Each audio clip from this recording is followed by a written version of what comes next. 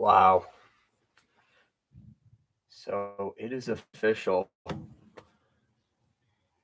We are live. Hello and welcome to the Goal Line Hockey Live. And yeah, this is kind of weird because I've never done this, but I'm gonna try and get this off the ground. So I'm promoting the new Goal Line Hockey Live. What we're gonna do is as many nights as I can, I'm gonna try and react to the games live. So we're gonna do something a little bit different than what we usually do on the channel. Um, I actually have a game on next to me here, but you guys cannot see that because of copyright from YouTube and stuff like that. Hey, what's up, Urban? What's up, man? Uh, Huge supporter at the channel. And so basically, we're going to talk about a couple things today. And Urban, man, you just made my day. Thank you so much. Um, so what we'll talk about is the stuff that happened in Chicago as well as the New York Rangers. Ladies and gentlemen, the Rangers have brought back Tyler Mott back to the Rangers. I think it was a great pickup for them. Honestly, it didn't really cost them that much, and it adds another forward to that already really good core that the Rangers have. They look really scary this year. And I guess they saw what the Maple Leafs said the other day, and they're like, all right, we got to answer by getting Tyler Mott. Um, Kane went nuts tonight. Yeah, we're going to talk about that as well too, Urban. Um, I'm actually watching the end of the Devils Jets game, and guys, we're talking about the Rangers right now. I mean, honestly, the Devils look very good too. I mean, what they did to Pittsburgh the other night, they didn't play great the other night against the Islanders. That was a bounce back game for them, and the Devils just took it to them. And they're playing the Jets, who are a good Jets team as well. They're kind of taking it to the Jets right now as well. It's a close 3-2 game, but man, and this is connected. Um, Hurricanes. I mean, I didn't make a video talking about that, but the other night, that game in Carolina, in Raleighwood, as they like to call it, Carolina guys, you want to talk about a hotbed that nobody's talking about? Shout out to the Carolina Hurricanes and their fans because they are awesome. Yeah, PJS again, another one. Shout out to you as well. Devils could go deep in the playoffs. Up there you go. So the Devils just got the empty netter. Dawson Mercer, man, that kid has been so good. And you guys were commenting because I did make a video earlier talking about um the Devils potentially trading a guy like Alexander Holtz or Dawson Mercer, and you guys do not want them to trade Mercer, and I completely get that. But let's be honest, the better player right now is definitely Mercer. And the funny thing too, they were both drafted in the same draft. I think it was 2019 or 2020, and Alexander Holtz was drafted 7th overall. Mercer was like 20th in that first round. It's kind of interesting to see how that kind of works out. But listen, you see that all the time. The top players that get drafted don't always end up being the best players. That happens numerous times in the NHL. And man, Dawson Mercer, great goal. He's got a ton of speed on him, eh? And guys, let me know as well. How is the volume? Should I bring the mic a little closer? Is it good? You guys can let me know down below. How Leaf fans feel right now after losing to Chicago. Yeah. And the fact it was Kane too, I think he had that game on his radar, especially after that trade the other night. I think he definitely wanted to get some revenge. I ultimately think Kane's going to go to Boston. I think the Bruins, seeing what I think the Devils are going to do, what the Rangers have done. I mean, to the Islanders, who really cares at this point? I don't want to even talk about them. Maybe I'll talk about them another night because I don't have it in me to talk about the Islanders. But it's good. Okay, thanks, guys. 5 goals since the trade. Yeah, that he's on a mission. Um, and who are you talking about, Urban? Tarasenko, O'Reilly? Because O'Reilly just got there. I don't think he scored 5 goals today. 14th goal. Man, Mercer is playing well.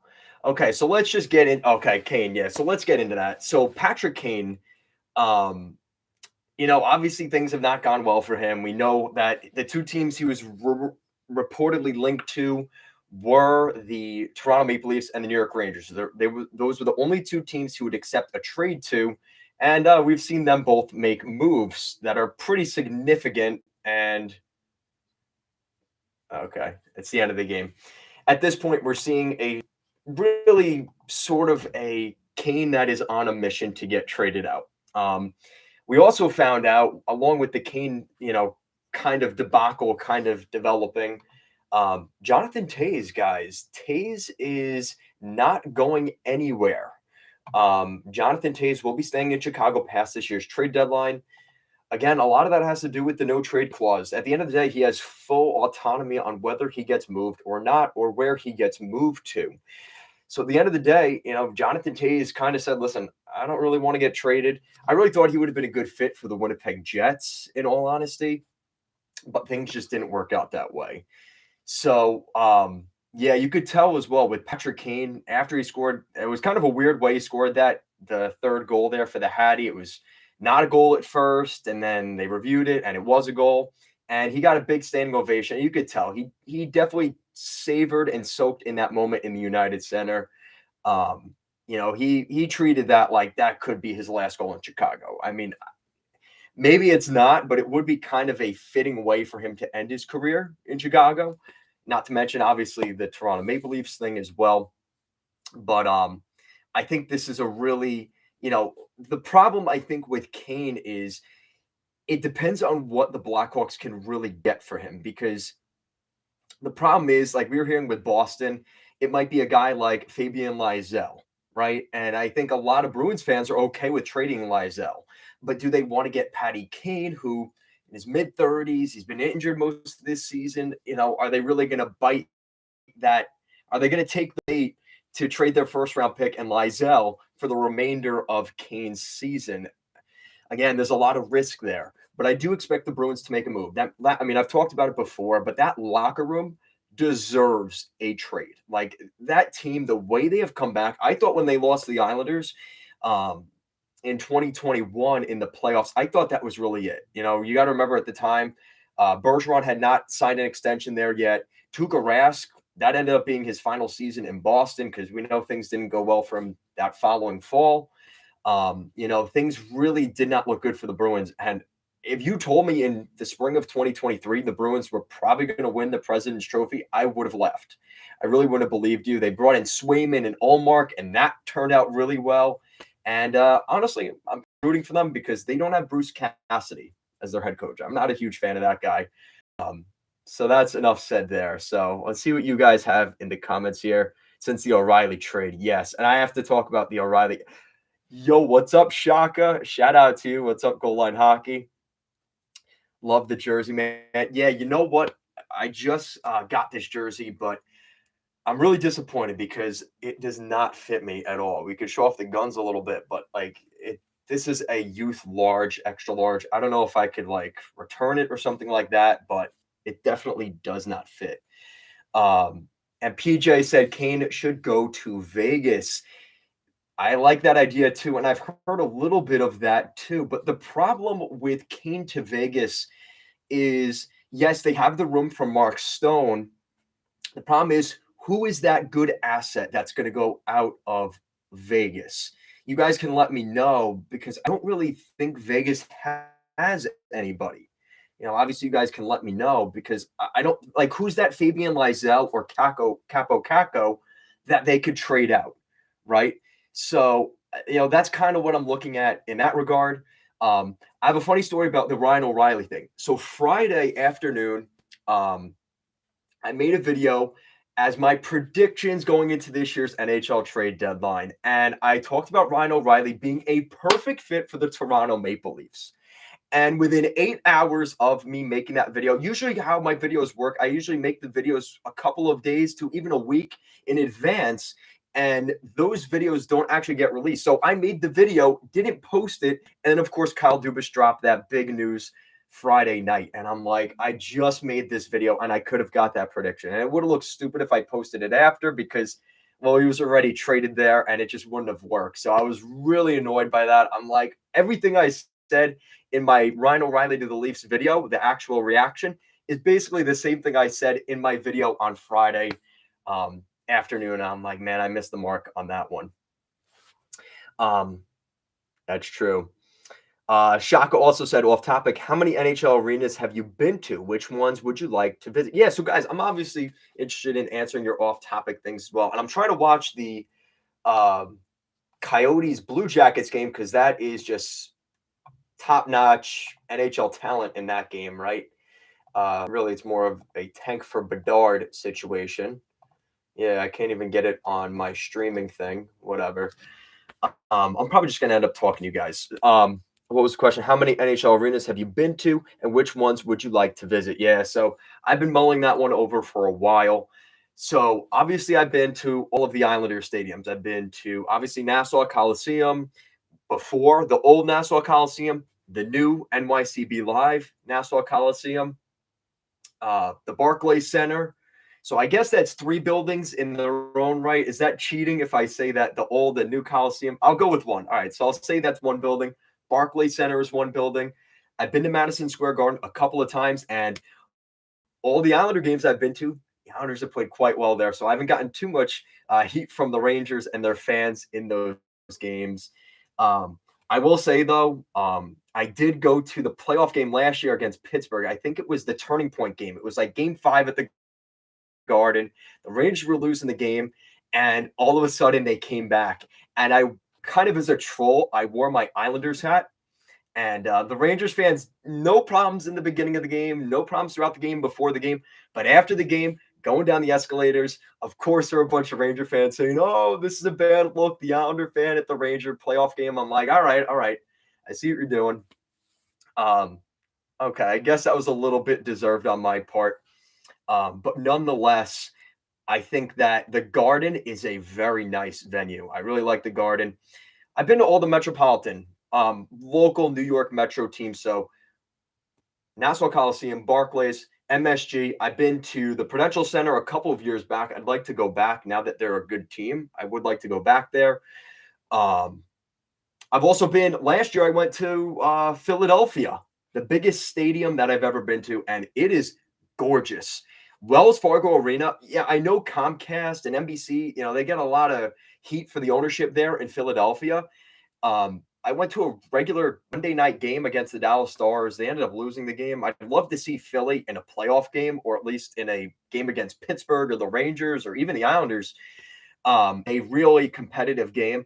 I did not spend any time in Philly, and maybe that was a good thing looking back with how things are in Philadelphia right now. Um, but I really did enjoy that. I did see Gritty. They had a ton of Gritty merchandise everywhere, like at least 5 different sized plushies of Gritty.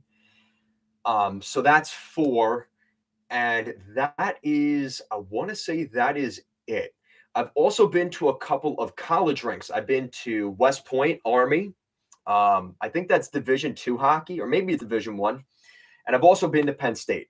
I've been to Penn State hockey in their new Pagula Ice Arena, which that is actually, yes, that is the same Pagulas that own the Buffalo Sabres.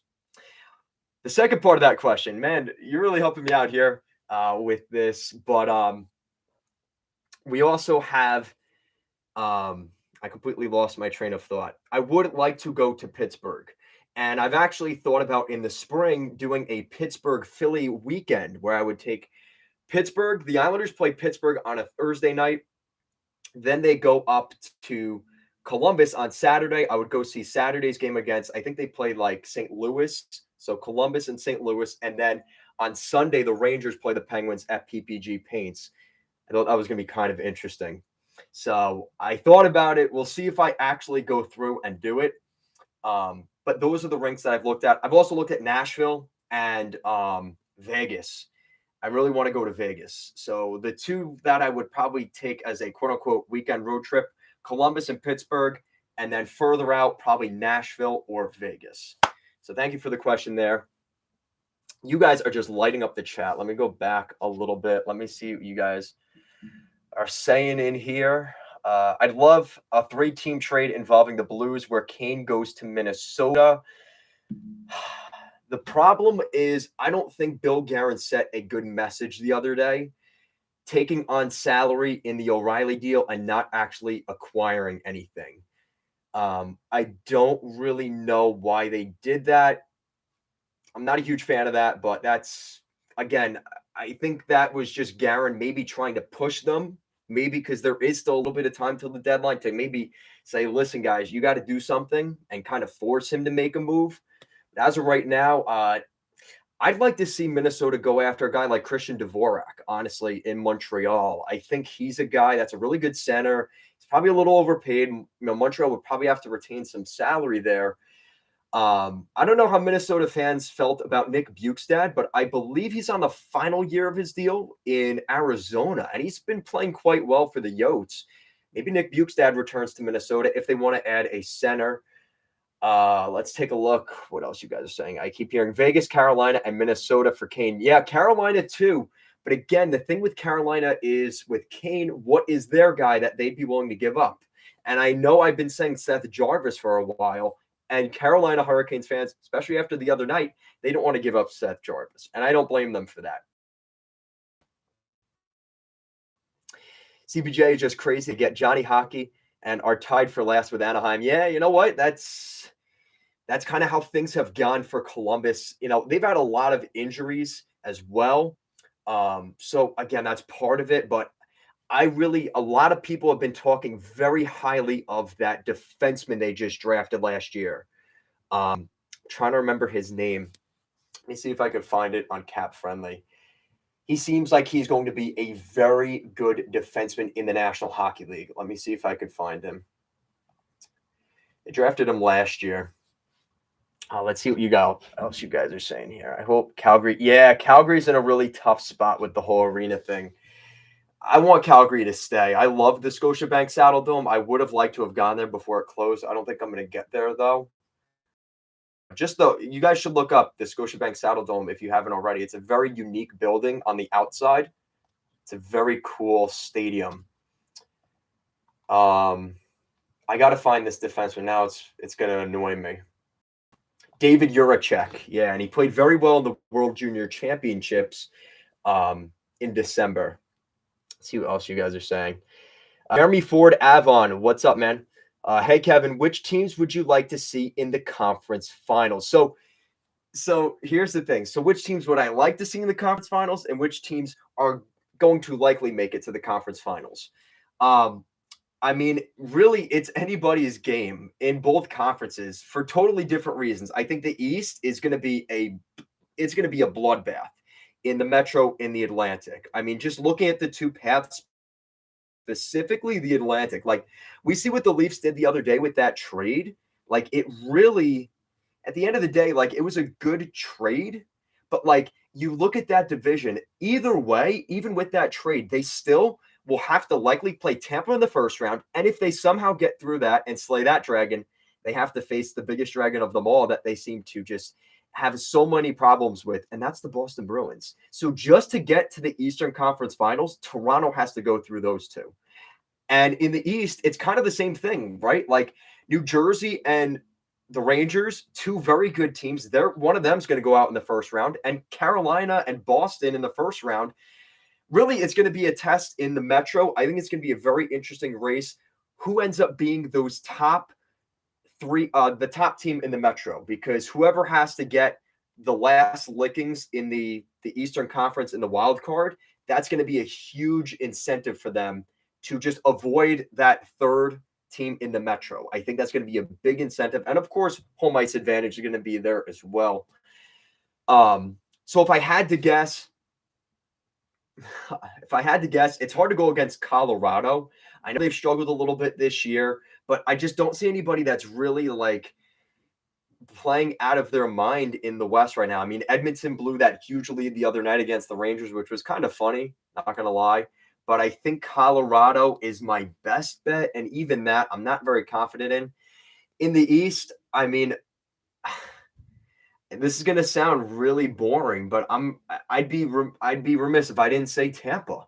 Like I think Tampa, despite not being how good as we maybe expect them to be on any given season, like I just think we could see a rematch of potentially kind of what we saw last year with Tampa and Tampa and Colorado. I think those are just the top teams.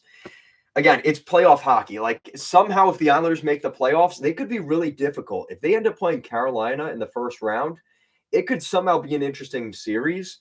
But I don't know. I can't even talk about the Islanders. I keep trying to bring them up, but I really can't.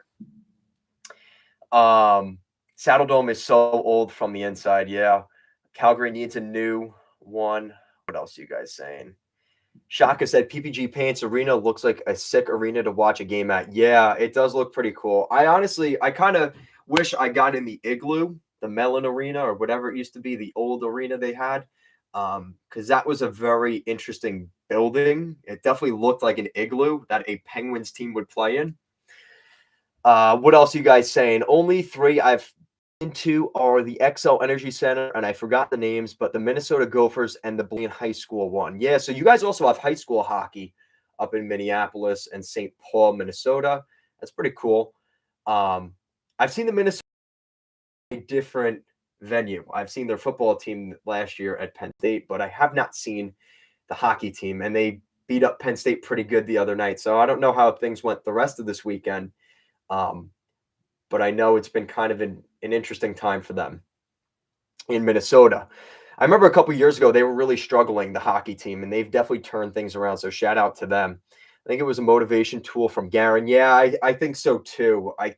Again, it's kind of trying to play chess match with your team and the team and stuff like that. I just hope it doesn't come back to bite them if they want to make a move. They can't find a way to move that salary and make it work. I just hope that doesn't end up being what happens here. That's the only reason I have to say that. I went to high school with Bukestad. So that's pretty cool. Shaka also said, player you think doesn't get enough attention that should. Ooh, that's kind of a tough one. I mean, the easy one for years has always been Alexander, or as a lot of people call him, Sasha Barkov in Florida. I think Sasha Barkov is an easy one, but nowadays, that's a really good question.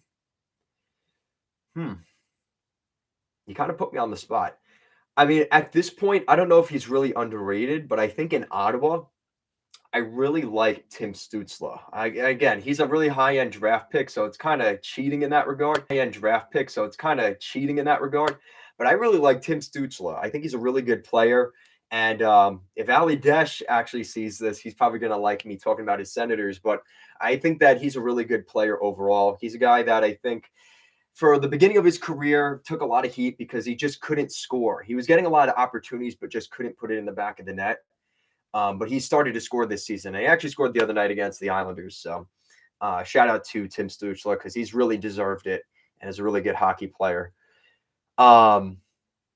Rematch cup final wouldn't surprise me. Yeah, that's kind of how things go. But again, things are so wide open. Like if you told me Carolina or the Rangers got in, as crazy as it sounds, if the Devils somehow got there, I mean, it's a little bit more of a stretch just because of the lack of experience. And as good as Vanacek has been, I don't know how he is in the postseason. So that's going to be kind of interesting to see how that kind of works with him. What else do you guys got in here? Where do you think Jacob Chikrin is getting traded? So it's the easy one is the LA Kings. I learned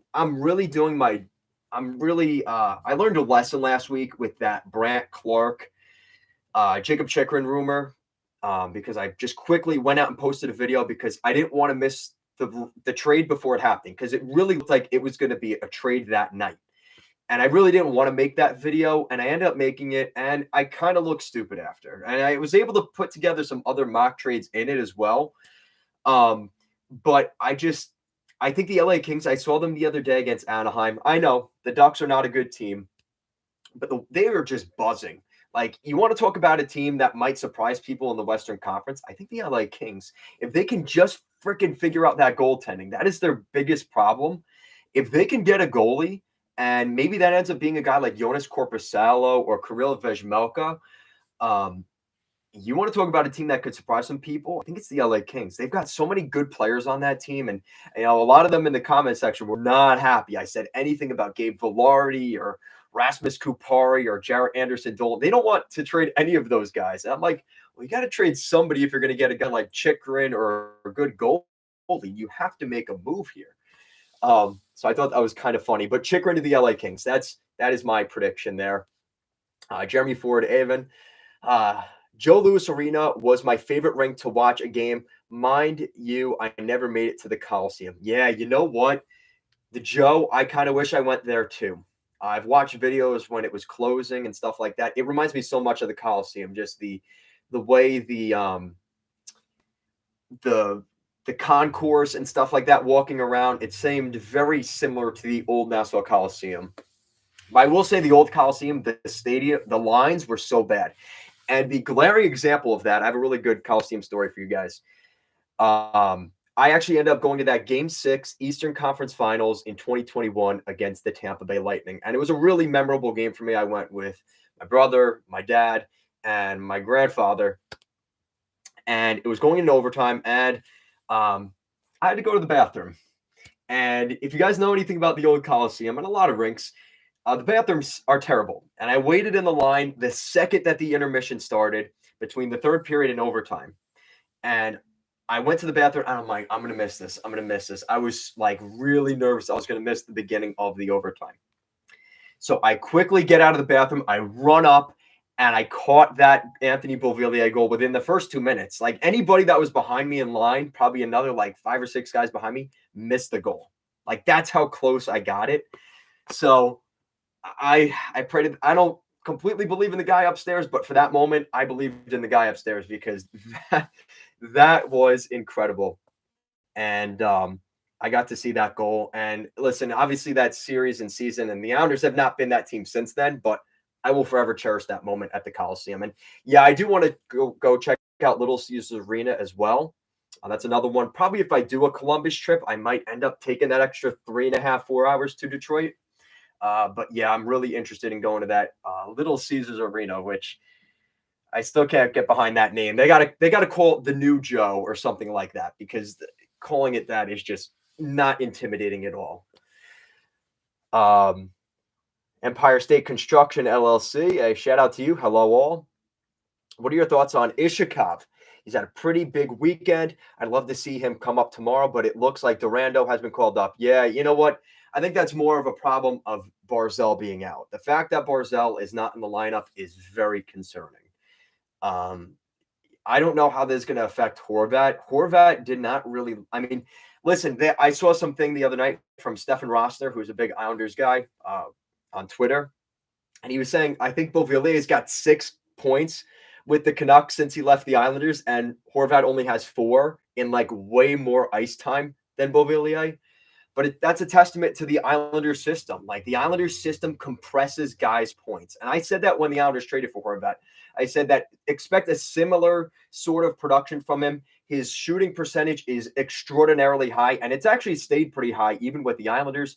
But the way the Islanders play is going to compress your point production, and we're seeing that right now. So obviously, I'm very happy for Beauvillier. I'm happy he's succeeding in Vancouver. I just want to see how long-term till his next deal. Can he keep doing this for another year and the rest of the season? He's very streaky. He's very inconsistent, and that's my biggest problem with Beauvillier. I listen. He was like the puppy dog of the New York Islanders. He was a great dude, and I wish him nothing but the best. But he has played better than Horvat since that trade. Funny enough. In terms of Ishikov, I don't really know much about him. I mean, I could take a look right now. You know, the thing with Durando, I think he's got 32 points in games this season in Bridgeport. And I haven't been to the Bridgeport Islanders since they changed the name. I remember the Sound Tigers. I always slip up with that. But Ishikov, I'm pretty sure he was an early draft pick, if I'm not mistaken, right? Yeah, he's 22 years old, second round pick back in 2018. Wow, it's been that long. Let's take a look at Ishikov here. 36 points in 45 games. So, yeah, I mean, he is a good hockey player. So the thing with this is where is Durando going on the lineup? Because if it's going to be a Simone Holmstrom situation or a Simon Holmstrom thing where he's playing in the bottom 6, I almost would rather Ishikov be playing in the top 6. If he's not playing in the top 6, don't call him up. And that's why I'm probably going to do a video about this or talk about this with you guys over the next couple of weeks, but I don't like Lane Lambert with the Islanders. I think that is a big problem. I think the Islanders have to blow things up ultimately, depending on how things go. I know don't go on Islanders Twitter because every night they win, it's it can't even be a good thing. Like it's never positive when they win, and it's always just trash this team, throw everything out when they lose. But I'm sure that's for every fan base. Um, in terms of what I think of Durando, I think they just want to see what he can do. And I think maybe to an extent there may be kind of isolating Ishikov and trying to just keep him in the AHL for a season. His first year in North America, let him just stay in one spot, let him get that, just let him go down there. And Durando that they wanted to call him up. And we know how things went for William Dufour when he came up last time, and I was obviously just a terrible situation for him. And he only played like 6 minutes. So again, in that sense, I'd rather Durando than taking away potential development and ice time from Ishikov, which he could be getting in Bridgeport with the AHL Islanders. What else do you guys have here? I think Spurgeon is playing the best hockey of his career, but no one talks about him until the pregame starts, and they always talk about his size. Yeah, Spurgeon, I didn't like him last year. I thought he was a little bit, a lot of people are saying he got that big extension and kind of mailed it in. I'm glad to see he's playing better. Honestly, I haven't watched a ton of Minnesota recently. I watched a little bit of their game earlier, and I saw, just a very small snippets of it. But I think that Minnesota is still, again, there's something there to this team. But again, goaltending is a huge thing, and we kind of saw that kind of be a problem today. So there's, they still ended up winning the game, which is huge. That was a big 2 points against Nashville. And Nashville was on the second of a back-to-back. They needed that game. But it's just got to be more consistent. And Philip Gustafson has the potential to be a very good starting goalie. We just need to see more of what he can really do here. What else you guys saying? What's up with Barzal? Yeah, he's injured. And if you know anything about the Islanders with injuries under Lou Lamoriello, they don't announce anything. So Matt Barzal could have been taken out on a stretcher last night, and Lou Lamoriello had a cloth over him, and we don't even know that he was even there. Or he might have just sprained his ankle. Now, he did take a pretty hard hit into the boards last night against Boston. So not only did the Islanders get blown out in that game and get completely exposed, but Matt Barzal got hurt within the first 5 minutes. He did come out of the tunnel after a couple of minutes after TV timeout and then went back into the locker room. So he did try to come back out. So maybe it wasn't that serious right away. And then he was like, yeah, I can't do this. So hopefully it's not anything long-term, but obviously that is a very, very concerning thing, especially the fact that we're not going to see Wahlstrom this year. Lamoriello isn't going to say it, but apparently from the reports we've heard, Wahlstrom's knee is like completely swollen still, and we are not going to see him. So now you've got two very good, capable top 6 guys out. Even with Horvat coming in, this team cannot catch a break. This is the Islanders season, and it's going to come down to the wire, unfortunately. Where's GOM? I don't know what that is.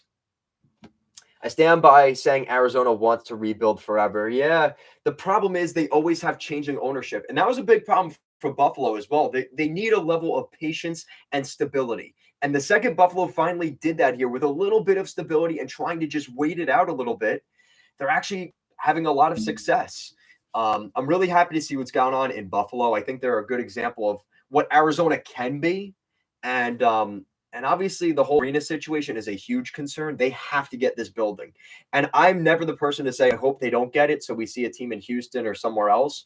Because as an Islander fan, I know what that's like. When everybody wants you to move to Kansas City, Quebec, you name it. I don't want that for any team. And guys, I've got like 5 or 6 Coyotes jerseys. I have almost as many Coyotes jerseys as I have Islander jerseys because they have so many nice sweaters. Why do we want them to leave, right? That's my 2 cents, but I don't get why you would do that. Let's take a look. What else are you guys saying? Hey, Mikey D, what's up, man? Hey, just joined the stream. Thoughts on that trade? Yeah, so we are going to talk about that, and I might as well talk about that again real quick. Tyler Mott goes back to the New York Rangers. It's not a huge trade. Ottawa obviously held him out as a healthy scratch for trade-related reasons, and he got traded. I think this is a good trade. He's a kind of a grinder, tough guy. You want to talk about a guy that's kind of underrated? I would say Tyler Mott, honestly. Maybe to a lesser extent, but I really like Tyler Mott. I think he's a guy that, again, he's kind of a plug and play guy. He's obviously not going to be a guy like you're expecting to play time with Panarin and on the power play and stuff like that, but he is capable of kind of doing what you need him to do. Especially in the playoffs last year, he's a guy that can kill penalties. He's an agitator. He's, the guy that'll maybe shove his stick into the goalie's pad after the whistle in the playoffs. That's what you need. And that's really what he's going to do for you. Again, you look at his points, he's got 9 points in 38 games. He's not a goal scorer, right? And that's not what he's there for. So I think he's a guy, and again, he actually picked up 2 goals in the playoffs last year for the Rangers. So, again, just add another good piece to this Rangers team. I think he kind of replaces what they traded out in Sammy Blais. And honestly, I think he's better than Sammy Blais. So I think that's a win for the Rangers in that regard. If you want to look at it in that sense, he's going to be filling that void of Sammy Blais. But overall, good trade for the Rangers. And like I said, it didn't really cost them that much. So not too bad. So Shock also said, not as sure if you did a video on this yet, but thoughts on the current playoff format and a 1-8 format would be better. I agree with that. I think a 1-8 would be better, but I've heard this thrown around a little bit. And I think this is the ultimate one. Again, it comes down to the travel side of things too, and I think that's part of the problem here. 1-16. So we could be seeing Nashville and the Rangers in the first round, LA and the New Jersey Devils, a rematch of the Stanley Cup Finals back in 2011 or 2012. Guys, that is what is going to be the most interesting. Now, again, I get that you want the rivalry side of things and stuff like that, and that is definitely a fair point. Absolutely. But when you look at it in the sense of a situation where you want more diversity and different teams playing each other, and you have this sort of situation you have now where you have an Atlantic division and a Metropolitan division that are just so stacked, where we're going to see the best teams get out in the first 2 rounds. I think that kind of, you end up having a situation where in 2020 and 2021 where, again, give credit where it's due, but you end up having Montreal and Dallas go sneak their way to the Stanley Cup final and get exposed in the final. And that's kind of what the NHL is trying to avoid, right? You want the best teams to have the opportunities, and a 1-16 format. And a 1-16 format is probably the best thing. It's saying my connection is unstable. So we'll see how this goes, guys. But thank you for the question, Shaka. Never seen a good stadium bathroom. Yeah, I guess that is a normal thing. Let's take a look. Jeremy Ford, the cool thing about Joe Louis Arena is when you enter the rink, you are right in the main concourse. And then as you enter the gates, the whole rink opens up in front of you and the ice is down below. Yeah, I think that's a pretty cool. Again, those are the older buildings. Like, it's a lost art. The idea of having, that intimacy, that's why the Coliseum was such a big thing, right? It was the old Coliseum. Everybody was like on top of each other, right? And you were right over the team. And it's a lot louder in a smaller building. Now these buildings are so big that it doesn't, there's more room for the noise to kind of go all over the place, and it's not as loud in that sense. So it is what it is, but overall, I think that's just part of it. That's just part of the new, they want the new glitzy glamour stadiums, and that's kind of unfortunately the path that we're going down. I think Barzal and Horvat is going to be a great duo, but the Islanders need to change their system a bit. Yeah, and I think that's unfortunately, I think that's going to mean Lane Lambert's gone. I think it was worth the experiment for Lou Lamoriello, but it definitely makes losing Barry Trotz look worse. I think losing Barry Trotz last year was a mistake. I think it was pressing the button a little too early. And the fact Lou didn't make any trades last year, it's also biting the team in the ass right now. He didn't do the team any favors, didn't put them in a position to win. And the one move they made, which was the big move, which was bringing in Romanov, is kind of mitigating returns. It's been good, it's been bad, but it's kind of been subpar so far, and the Islanders are paying for it. Barzal and Horvat make each other 90 to 100 point players. Yeah, I think that's a good point. But the problem is and we're seeing that now, even with them healthy, is the depth behind that has been a problem. And, you need to see more consistency. I know Pajot was hurting and he was a little bit snake bitten, but Pajot hasn't been scoring. Lee's finally picking things back up, but he had a stretch where he wasn't scoring. And, that's where guys like Beauvillier, right? Like he's a good player when he's scoring, but when he's not scoring, it's really tough. Brock Nelson, shout out to him. He had his 12-game point streak snapped, but he's been scoring. I would say those are your top three guys that can really produce. And when Wallstrom's in the lineup, those four guys you can really build around in Nelson, Wallstrom, Barzell, and Horvat up front. Very promising. The problem is, like I said, you got that 7/7 deal for Lee. That's a little expensive. I love Cizikas. He's making $5 million per year. That's a little bit expensive. Same thing for Pajot and some of those other guys. They're making a little bit too much, and I just think that's one of those things that's kind of just a casualty of a little bit of success. Those guys during those Eastern Conference final runs, yeah, they played really well, but it's kind of come back to haunt them. Completely agree. Do any of you guys play fantasy hockey? I was thinking about doing a fantasy hockey for the channel. I just never got to it, but that is something we could look to in the future. Gus is a happy surprise. Yeah, Philip Gustafson. Ishikov, 2 goals, 5 assists this weekend in 3 games. I look forward to seeing Maggio coming up to Bridgeport next year. He is leading the OHL in points. He has good wheels, so I'll definitely keep an eye out for that. Jeremy Ford, Avon, thank you for that. I haven't done any fantasy in at least 6 years. Buffalo is exciting. Their crowd is electric. Yeah, and those jerseys, those were the reverse retro jerseys. I think Darlene said it. He said, we play better in those jerseys, and we play evil in those reverse retro jerseys, which I think is awesome. I think that's really funny. What else are you guys saying, man? And guys, talk in the comment section down below. If you're here, let me know what you guys think, and let's kind of see what you guys are talking about here. I'm probably going to go for another like 20 minutes, so get your questions in here probably before 10:30. Man, if we had Wally and all our hurt guys, I'm curious how we'd be playing. Our biggest problem is our defense. Yeah, and that's the problem. So even with everybody healthy, I tried making the argument that maybe it was because Palmieri was out for a while, Wallstrom was out for a while, Pellick, which was a huge, when he was injured between, what was it, the end of December into January, that was a huge, huge loss for the Islanders. But now those guys are healthy. I hate to say it, the way they played and their execution, and it's not even so much the skill. I think it's definitely the amount of, accountability. I think maybe not sitting guys enough and stuff like that. But the fact that Bailey was on the first line for as long as he was is very concerning. And now he's out of the lineup.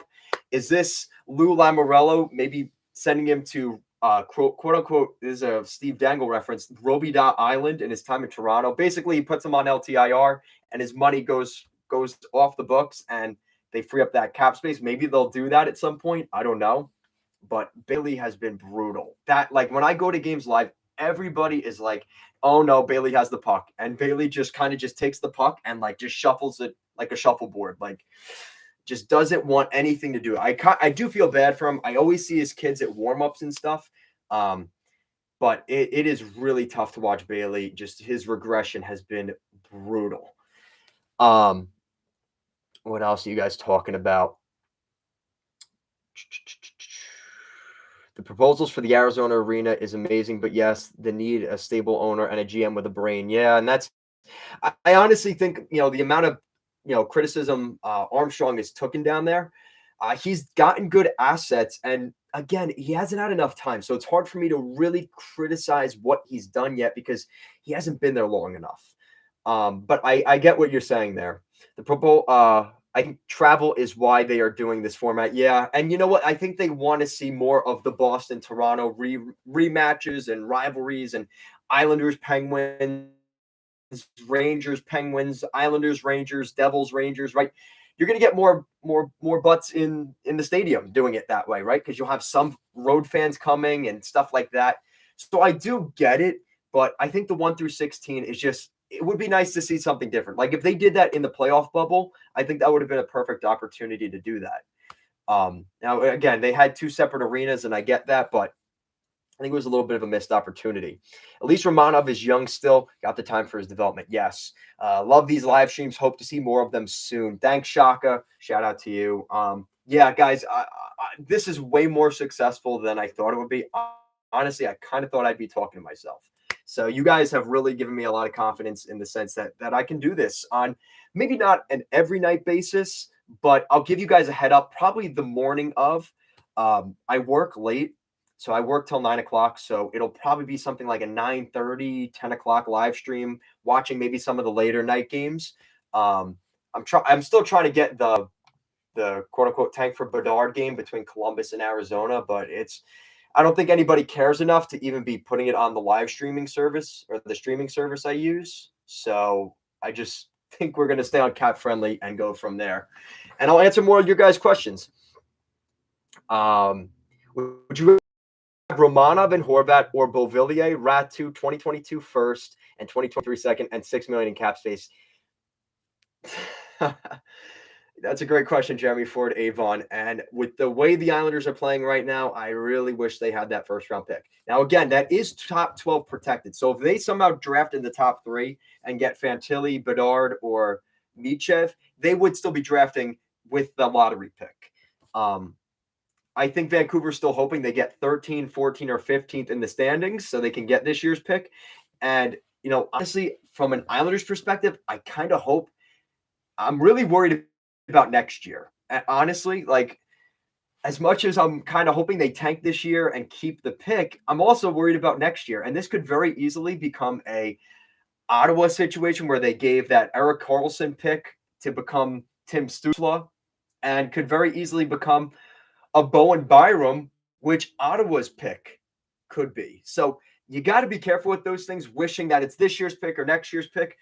But you kind of got me in a tough spot there. Honestly, right now, I think I would go with having Horvat. I really like Horvat. I'm tempted to get a Horvat jersey. I'm going to wait it out a little bit, especially when guys sign the new big tickets. I'm usually comfortable in getting that jersey. But I think Horvat's going to be a good player there. But I think it's going to come a lot on what Ratu becomes as well. I think Ratu is a really good player. And I think that where he was drafted was just kind of disrespectful. Villiers.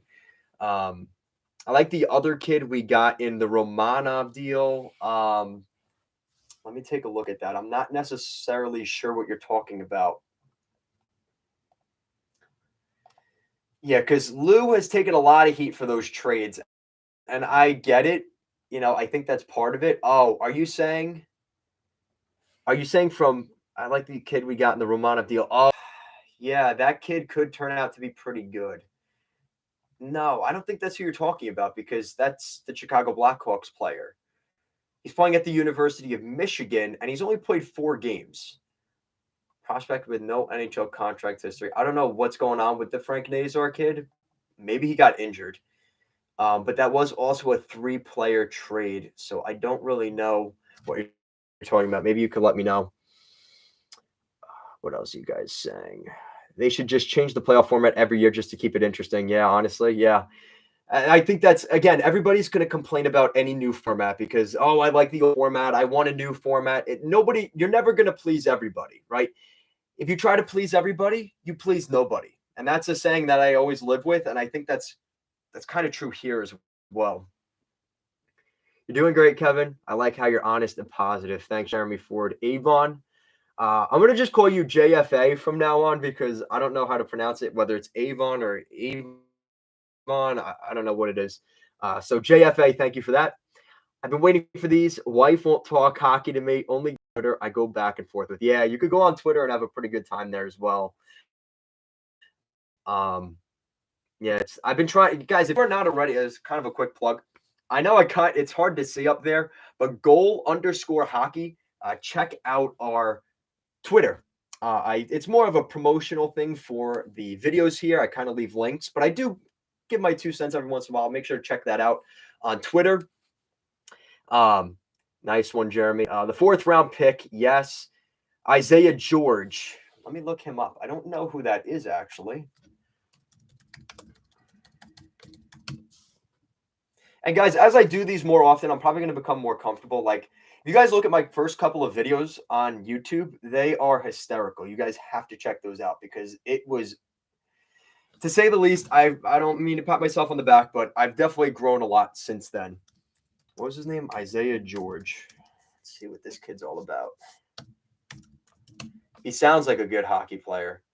Isaiah George, 19, from Oakville, Ontario. Okay. Oh, he was a fourth round pick from the Islanders, and I assume was part of this trade. What a break.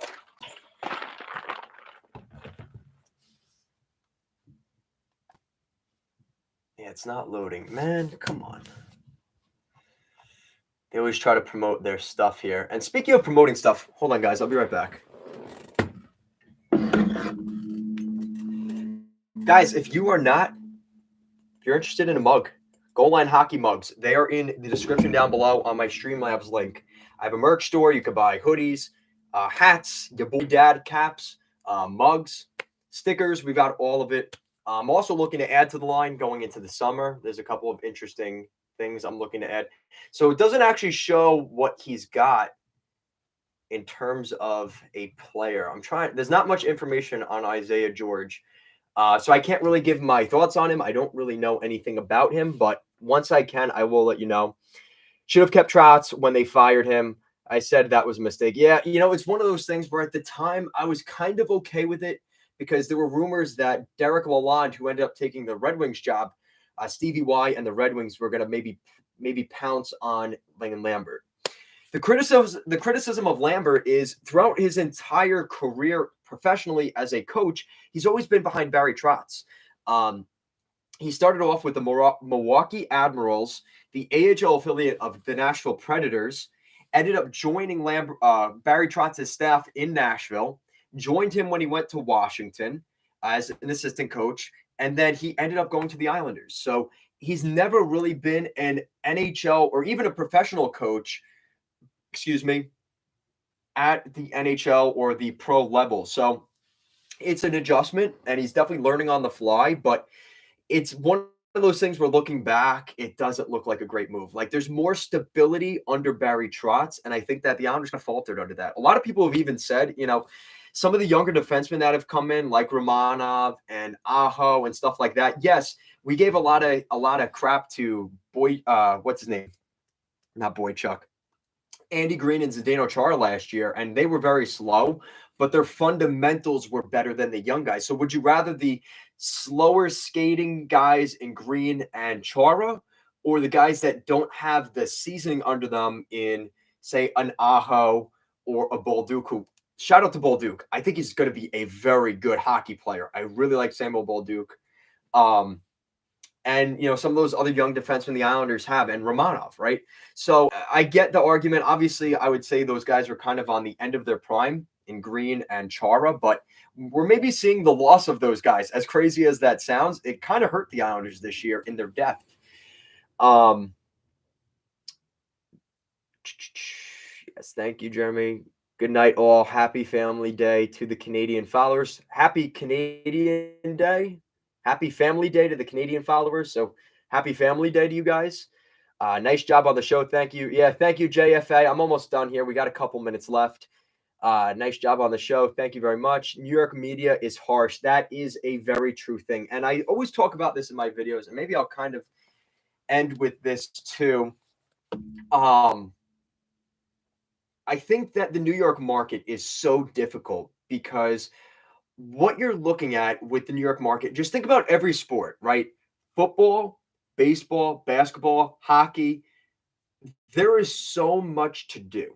And within a small train ride and you can go to any sporting event. And if you had to choose between a March 20th game for the Islanders, who are going to miss the playoffs against the Vancouver Canucks or the Arizona Coyotes, or the Mets or the Yankees starting their season, or the Rangers in the playoffs or the Devils in the playoffs, you're probably going to pick. You have so many things to choose from. And even basketball, the basketball playoffs, right? I don't really follow basketball, but I know the Knicks, and I think the Knicks are pretty good, and the Nets are okay-ish still. So there's so much to do. And if you're not the hot ticket and you're not that bright light with the neon sign that the Rangers typically are, you're going to fall into a niche market. And that's kind of where the Islanders have been. When the team's playing well and everything's going great like they were for a couple years, everybody's filling the stadium and everything's great. The second they fall on hard times, man, the Islanders, that other night on Valentine's Day against the Senators, that rink was pretty empty. Again, it was Valentine's Day and stuff like that, but it was unusually, it was very quiet there. So what else are you guys saying here?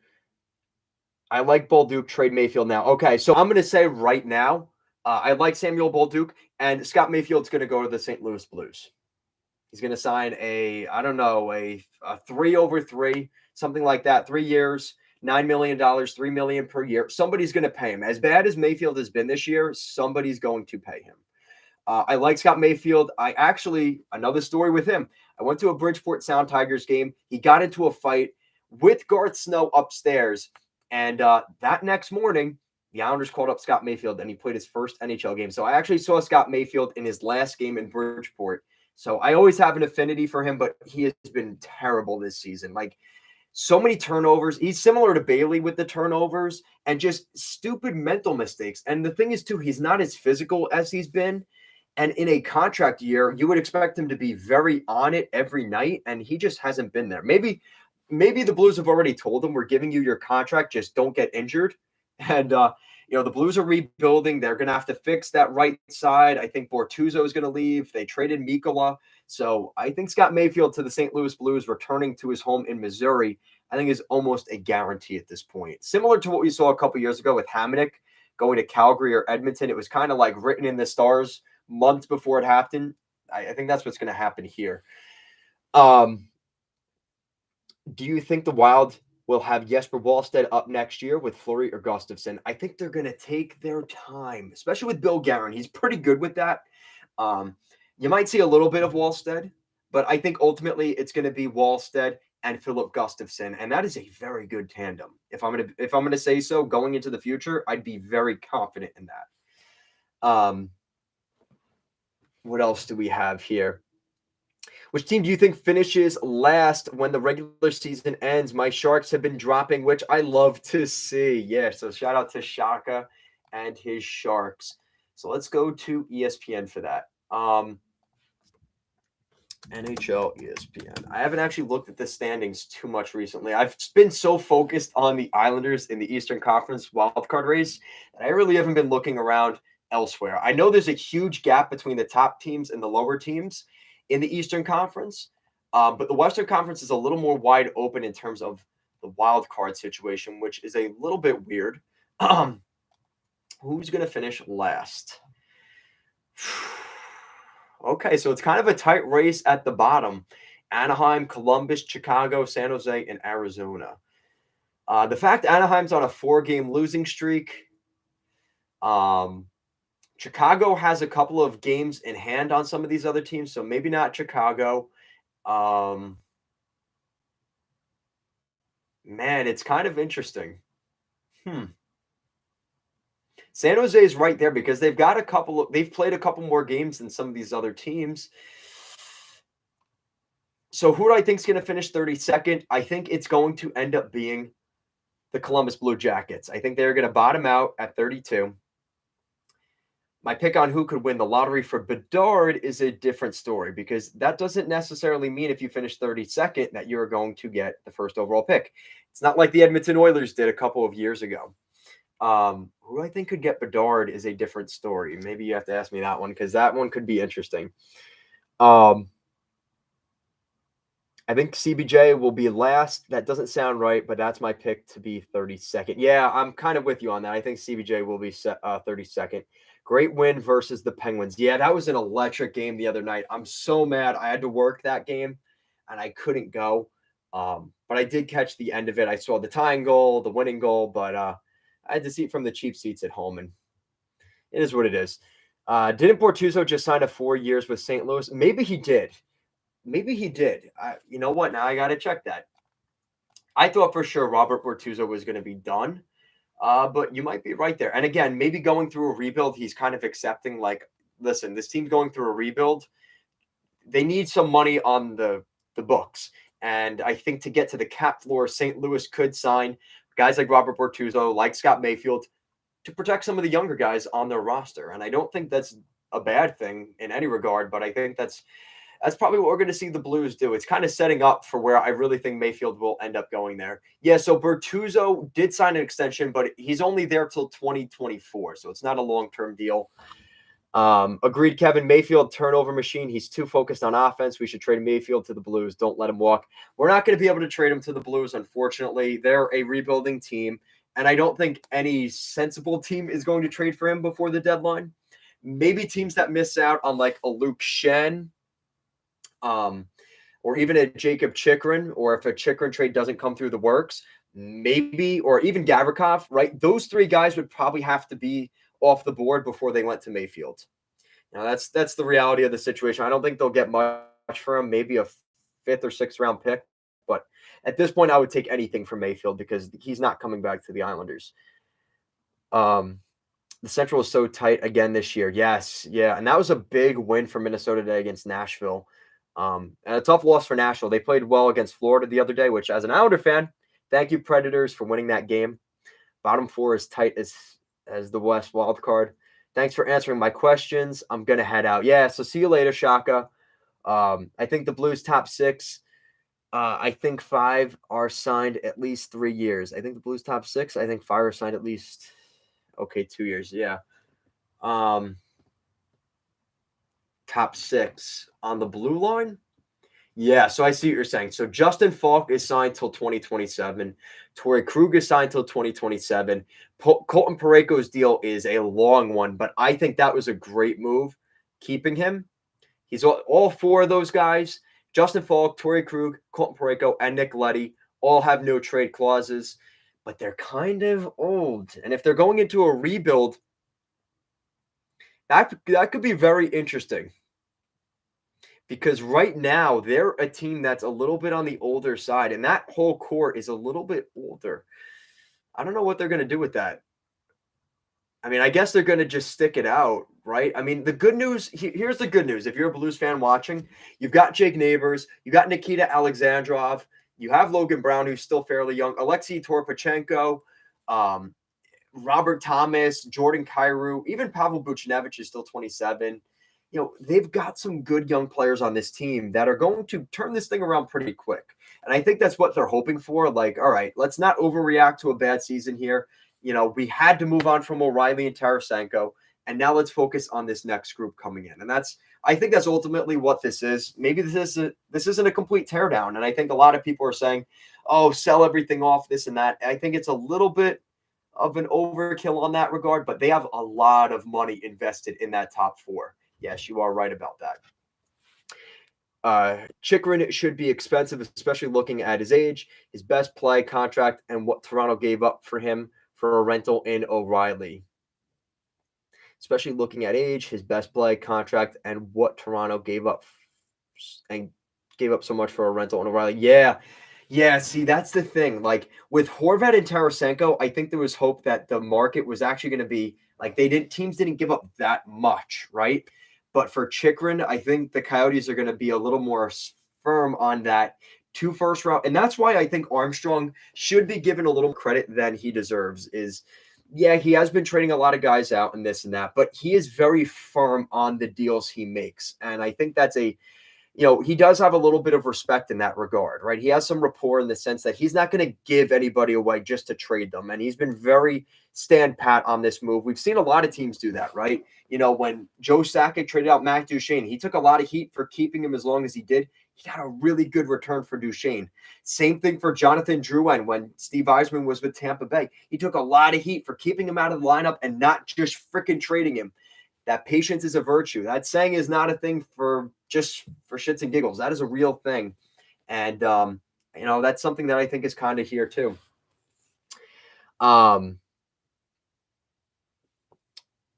Oh, that's right. Letty got 4 years. Mayfield is a proven playoff force. I think we can get a 2nd or 3rd easy for him, like the Leafs or other teams making a playoff run. Oh, so you're making okay. So you can make the argument, I guess. I think you could get a 3rd for Mayfield. I said earlier, a couple weeks ago, I said Kane and Mayfield to the Boston Bruins. And Bruins fans were actually kind of okay with that. They were so hyped about Patrick Kane, they didn't even care about the whole Mayfield thing. And the fact Kane was on the thumbnail, I think Bruins fans are living in they're just in almost like a lucid dream right now where they can kind of understand what's going on, but they kind of can't. And I think it's shout out to them. Listen, the Bruins, love them or hate them. I know a lot of people hate them, but I kind of enjoy the Leafs fans being butthurt about the Bruins' success. So I kind of enjoy that in a sense. It's just when they blow out the Islanders 2 games this season, that one kind of hurts too. Blues should be better next year, kind of like the Jets this year from last. Yes, that's a very good point, Urban. Yes, very, very good point. When does Armstrong stop trading away for capital and assemble a quality team, though? Yeah, and that's, that was something that was kind of a problem under the Garth Snow era with the Islanders. The problem is you have to, and it's so easy to just be content with, oh, we're out of the playoffs, so let's just not go for it. And, I look at the Red Wings, right? Like Yzerman is, his team is kind of in a chance to still make the playoffs. And he's still kind of saying, no, we're going to kind of conservatively sell. And now he's pulling back on that. The Tyler Bertuzzi rumors have kind of gone out the window. We're not going to see any of that. So at this point, if I got to be honest, I think the Red Wings are the example of a team you want, right? They're taking their time, but there's kind of an end to it. And what I worry about with Arizona is when is that end point, right? And again, I would like to say next year they start to buy, and especially with the way you look at that Central Division, there's a chance that they somehow change. They could end up benefiting from being in the Central Division. Definitely not this year, but yeah, see, it's tough. It is tough because I could see, Chicago isn't going to be good. I think Nashville could sell this year. Keep an eye on David Poile at the deadline as well. Depending on where they actually sit, whether they end up trade. I think this loss to Minnesota was huge for them. Like now they are now 7 points back. Excuse me. They are now 7 points back of Minnesota. If they trade a guy like Matthias Ekholm or McDonough, not that they want to necessarily trade those guys, but they cannot score goals. That's been a huge problem for this team. And yeah, they did it the other night, but they typically don't score enough goals. They remind me a lot of the Islanders in that sense. And I do not like John Hines as a head coach. I think his time in New Jersey was kind of like enough. And the fact he got another job in Nashville definitely surprised me. And we're unfortunately seeing the consequences of that. So with that said, I'd like to say next year for the Coyotes, but it's hard to tell. I think their window is looking at the new arena, but that could be another 3 or 4 years from now, right? They're still trying to finalize getting the arena even built and confirmed to be built, right? So that's a long time from now. They're going to have to be a little bit better than that or sooner than that. Nashville is so much money in like 6 guys. Yeah, and that's why I think Nashville, either they have to be forced to keep those guys and sell everybody else off, or they find a way to sell those guys as well and just completely nuke it. It's such a shame though, because UC Saros is a really good goalie, and I've gotten a lot of heat from Predators fans even talking about trading Juice, but it's almost like wasting his career or wasting a talent because I think the second that they lose UC Saros, this Predators team gets exposed, in all honesty. Yeah, I mean, I'm shocked they were able to re-sign Forsberg. I know he wanted to stay in Nashville. That one is big. Duchesne or Dutchy is here till 2026. Johansson's here till 2025. Granlund's here till 2025. I mean, they've got a lot of, and not to mention Yossi, he's here for a long time. So I'm really it's not that I'm surprised. It's more that those were the guys that if you're starting a rebuild, like when Ottawa traded Erik Karlsson, like that's when you make that stance and then you kind of go with it. And then it makes it easier to trade Duchesne and Johansson and those other guys. But now that you just locked up Forsberg and Yossi, it makes things way more complicated. And the problem is you kind of sold those guys on the idea you're going to be a competitive team and a good team. And the second you sign them, now all of a sudden you go in a rebuild. It's not a good look, right?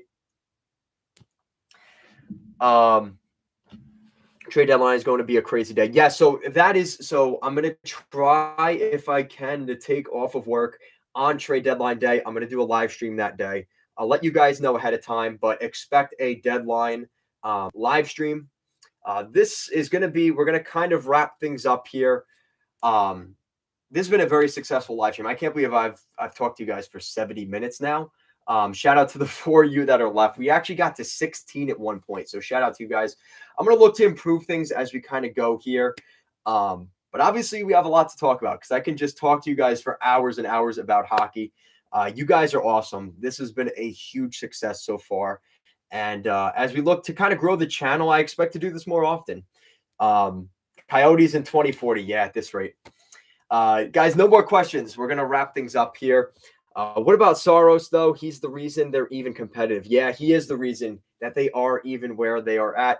And they traded for McDonough this year, past year. I don't know if Nashville can rebuild next year or not. Yeah, again, it's just a bad message to send to those guys because McDonough waived his no move to go to Nashville. You know, Yossi and Forsberg signed extensions with the hope of Nashville being a competitive team. So it's not a good look, but again, like, what do you really do with this team? Is it a new coach? Maybe that's all they need is a new voice, right? 24-hour stream, I'm for it. Listen, at some point down the road, maybe that is something we look at. Guys, that is it for this live stream. Thank you so much for watching. If you guys, whoever just joined, check out the live stream and go back. And thank you guys so much for watching. This has been a huge success.